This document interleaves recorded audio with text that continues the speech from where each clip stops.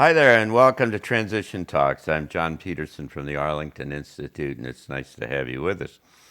Transition Talks and PostScript, which is our interview series, we try to do about once a month when we have a different speaker that comes into town in our Transition Talks series here in Berkeley Springs, which is just 100 miles down the road from Baltimore and Washington.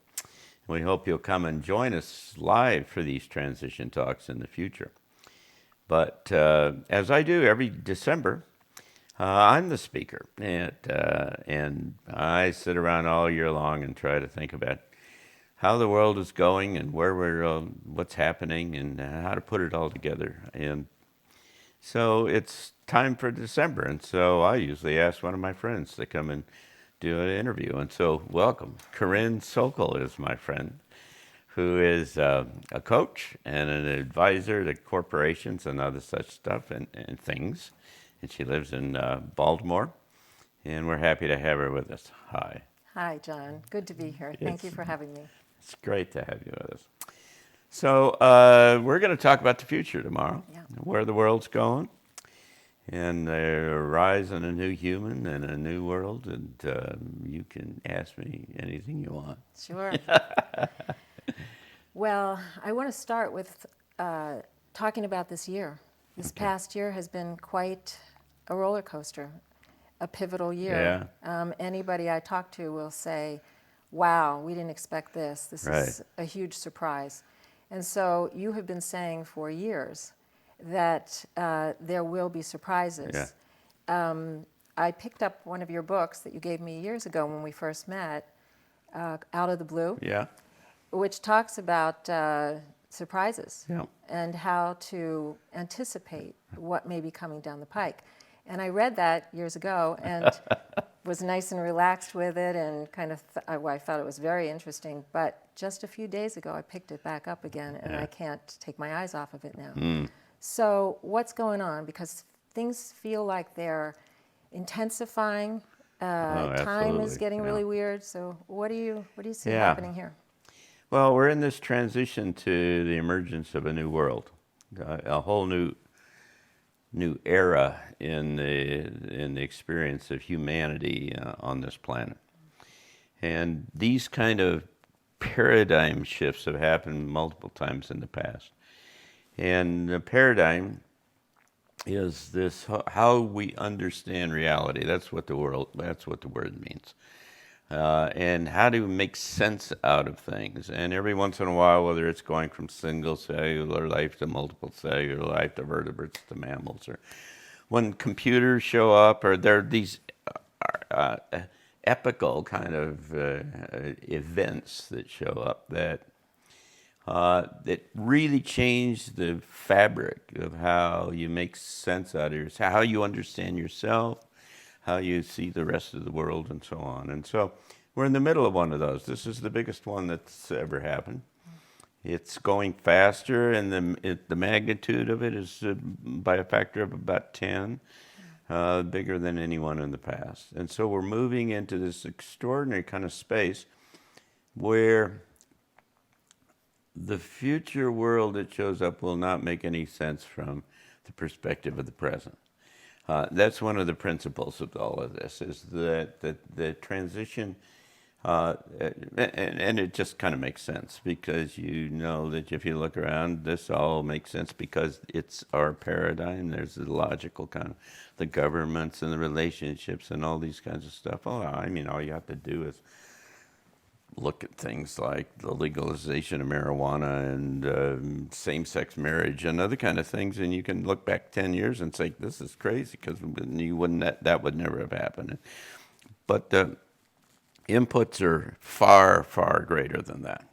And those are just kind of emblematic of the change. And so what we're on our way into is a space that just does not work anyway like this one does. And what happens necessarily is that the old institutions, I mean, you can't get change without change, right? I mean, you don't get a new world without the kind of the implosion or the collapse of the old world. And so what we're doing here is we're watching the old world implode and collapse. And that has to do with, and we're going to talk about this tomorrow. This has to do with every aspect, all of the fabric of how you make sense. It's going to have to do with relationships. It's going to have to do with institutions. It's going to have to do with who we are as humans and how we understand and see ourselves. The whole thing changes big time. And the significance of that relative to the past year right now is that I'm of the opinion that everything gives itself away. There don't have to be. I disagree with Nassim Taleb, who says that there are these black swan events that no one could imagine, and they show up because, well, you can't imagine because you didn't look in the right places, right? And if you are prepared to look and be unconventional in the way that you look at these things, you can see the early indicators, because things don't just blow up out of nothing. And so what we've been able to see is, for instance, last year when I gave this talk, I had just come from a conference a couple of months before from Martin Armstrong, the economist who has an extraordinary forecaster. And Martin Armstrong had said, his computer program said that on the 17th and 18th of January of 2020, something big was going to happen. And it wasn't clear what it was, but something big was going to happen. Everything's going to change. And all you had to do is stand around wait about 2 days after the 19th of January, and you suddenly say, COVID. I never heard of that before, and everything changes. And so there are these indicators that point to it, and we can talk a little bit more if you'd like to about how the whole thing is kind of coming undone and where it's kind of pointing to. But there are clear, if you're willing to get outside of the box and look around, and as you well know, I'm ready to listen to about anybody. I don't believe everybody, but so psychics or channels or any of these kinds of folks, they have a perspective that you just can't get from a conventional point of view. And you don't have to believe it, but at least gives you an idea to kind of plant in the back of your mind so that you can, when you see other things happen, that you can see whether they correlate or not. Well, makes all the sense in the world to open your mind to other ideas, new possibilities, because as you said, when things like this happen and you are anticipating a world that is not based on the past, you have to look outside of the box. So it's the only way in times of high rates of change and unpredictability, and you can't look at it from the perspective of the current kind of environment or the current framework. Yeah. And one of the big challenges that I'm hearing from everyone is that people are steeped in fear. Well, of course. And fear is, of course, what happens with surprises because we're not prepared and maybe we weren't anticipating. So what do you think is going on with this whole idea of fear? Well, it's a fascinating subject because, number one, it's almost as though in its kind of present composition, humanity is kind of spring-loaded against fear. Any kind of change or dramatic change generates fear because people become uncertain about what the future is. All fear is related to the future. Mm-hmm. It's all uncertainty or things related to the future. And so, if your whole, every business, every institution, families, everything is oriented to try to give you stability and predictability, and get uncertainty out of the equation. But when you get in a time of high change and high uncertainty, then then what you have to do is figure out a new way to live. You've got to figure out how to deal with change as an integral part. It's kind of the difference between football and soccer, if you will, both being called football in different countries. And in football, you go one thing and another thing, and you have another, another play and another play. So it's got this sequential kind of thing. Soccer just goes all the time, and there's always change, and and it's very fluid. And this is like soccer. This is like you have all these moving parts that are happening all the time, and what you have to do is there isn't going to be the end of a play. It's not going to be, it's just going to go. And so what we need to do is get to the place where we can deal with uncertainty and deal with change. And so what's really fascinating about that to me is that the ability to be able to deal with this kind of uncertainty is intrinsically tied to the evolution of the species, of the human being.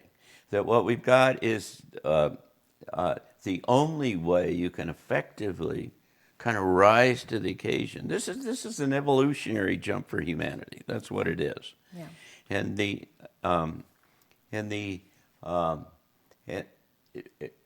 and what that means is that humans become something else. They become something different. By definition, right?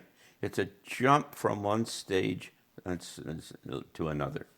And when you do that, then you have to reconfigure yourself and reconfigure your life and see the world in bigger, broader, more terms. And so as an integral part of that is that you have to be able to find that place where you can operate in a whole bunch of uncertainty and unpredictability, and you can do that with a confidence and a comfort and no fear.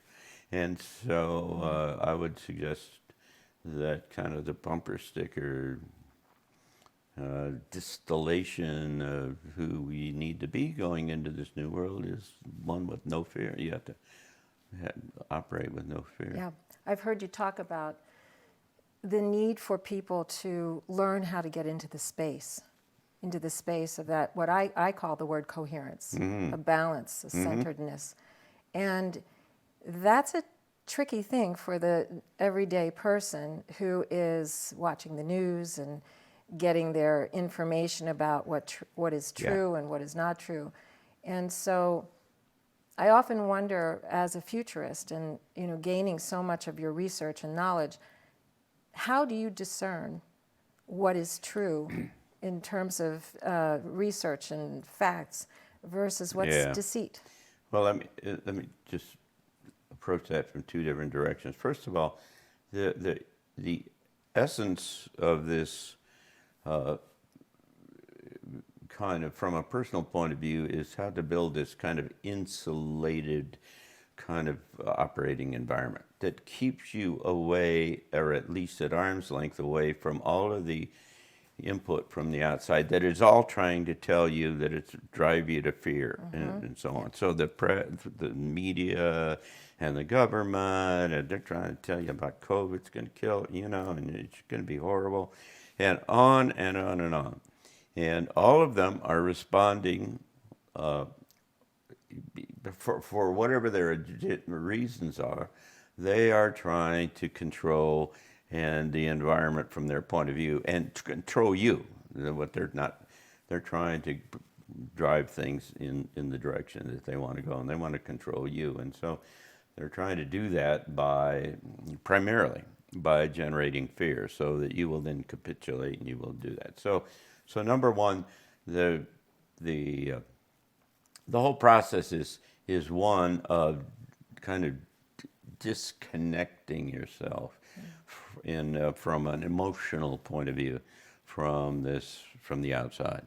Because if you believe all this stuff, all you're doing is playing their game.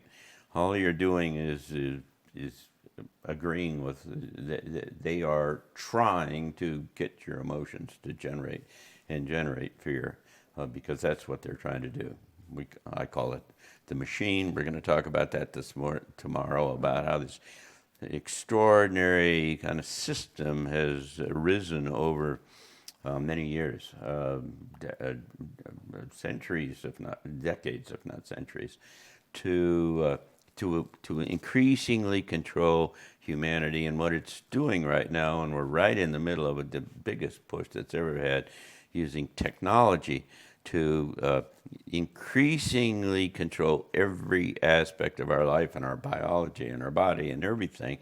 And you have a real kind of Matrix movie kind of situation that's emerging. So what you have to do is remove yourself, effectively remove yourself. You live in this space, but you're not connected to the space, so that it generates all the emotions. And so within that context, so within that kind of insulated space, what you need to do is to be you need to be informed, because if you aren't informed, you get surprised. Yep. And if you get surprised, you into fear Yep. again. Yep. Yeah. And so what I do is I broadly look at many different things, and I don't believe any of them to start with. And even and that's particularly the case in this space where you have all this fake news, and everybody's trying to. It used to be the New York Times was a really credible kind of source of stuff, and now they've just gone off to this crazy side to where they're promoting, and I mean it's not objective at all. And so what you've got to do, it's useful every once in a while to see what their perspective, and then Washington Post and Wall Street Journal and some of those kinds of traditional media sources. But what you really need to do is start to find, and the internet allows that to happen now, to start to find alternative sources that are that you can watch over time and see if they're kind of credible. And you can, there's a discernment component to this, to be able to look at these people and listen to how they talk, and get in touch with the kind of the internal source that we all have inside of it, that will give us this tell us whether it's resonant with truth or not. And so what you really need to do then is find a kind of a suite or a collection or a stable of these kinds of sources that you can kind of match and look across them and see where the clustering of ideas and concepts are that seem to have sense. And then you can look at it over time and see whether there's credibility and whether their sources are good. Yeah.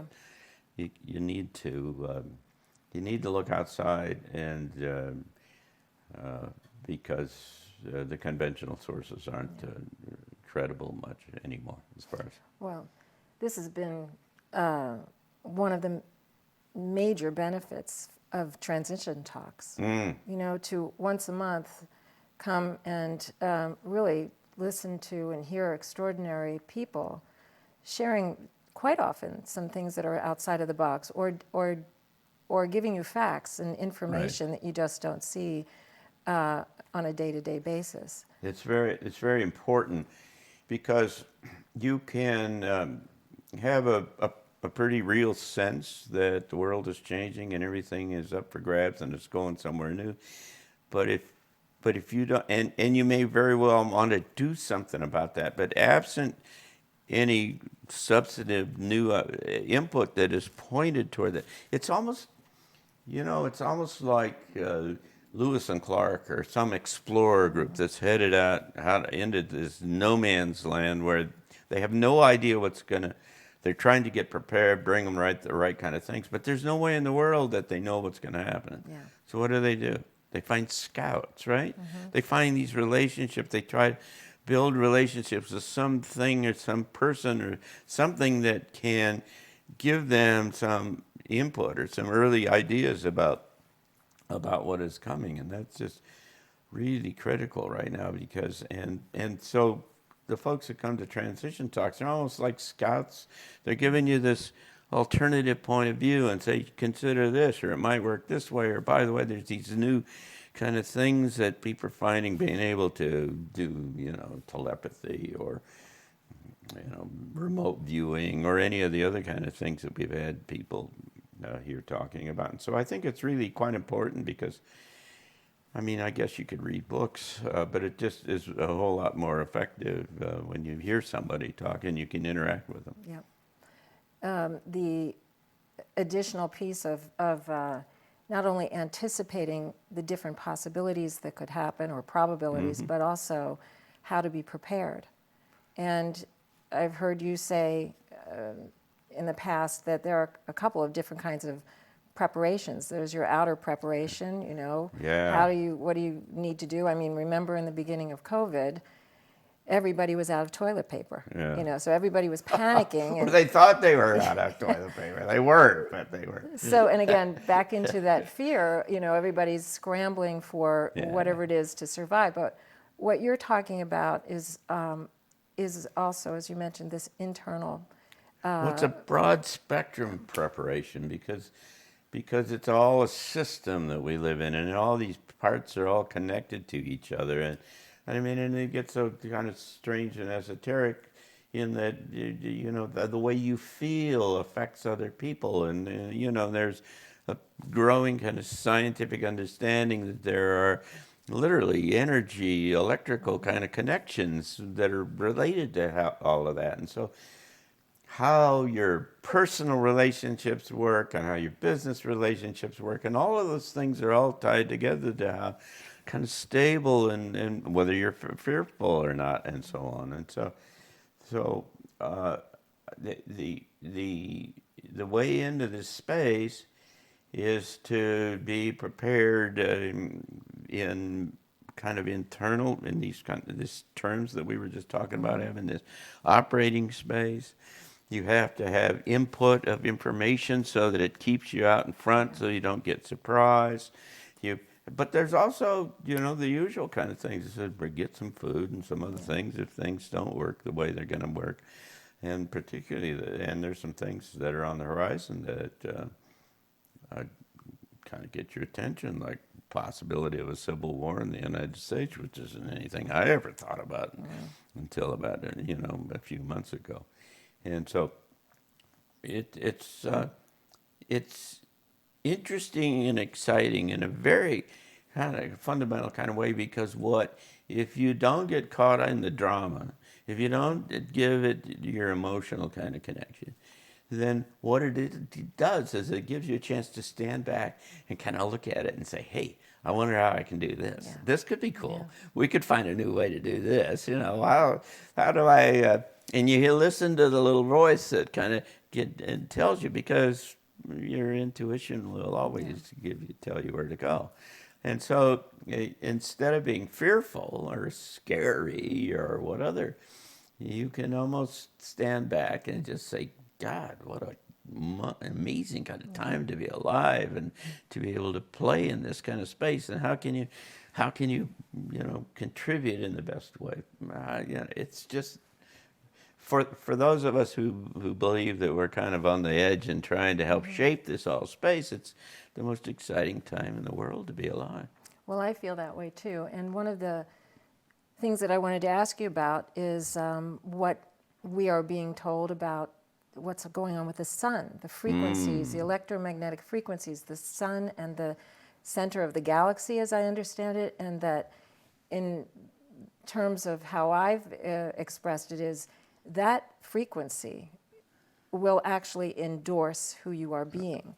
So the state that you are in on a daily basis, whether it's fear or whether it's creation and possibility, these energies are going to endorse that state, magnify it. Absolutely. So would you agree?